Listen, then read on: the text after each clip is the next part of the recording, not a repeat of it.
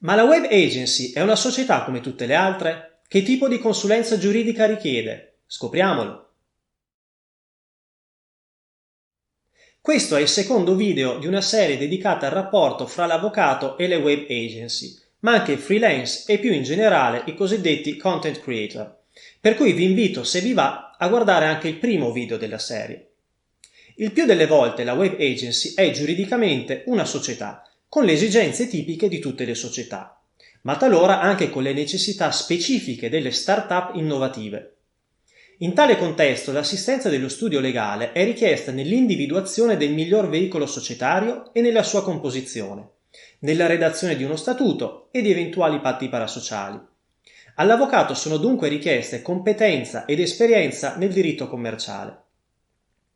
Una volta creata la società, grande attenzione va riposta nella contrattualistica, rivolta all'interno, ad esempio per dipendenti, collaboratori e consulenti, rivolta all'esterno, ad esempio per clienti, fornitori, partner commerciali.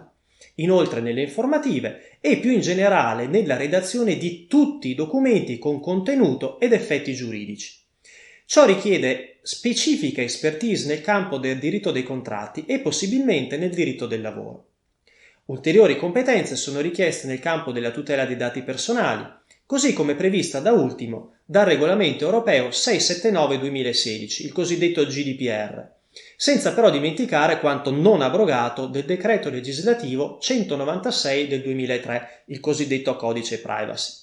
Da quanto precede emerge l'opportunità che la consulenza societaria sia resa da uno studio legale strutturato, costituito da una pluralità di professionisti con uno spiccato approccio multidisciplinare.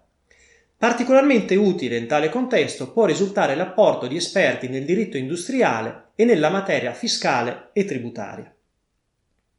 Nei prossimi video approfondiremo ulteriori questioni che riguardano questo particolare rapporto di collaborazione. Per maggiori informazioni visitate il sito web dello studio e seguiteci sui social media.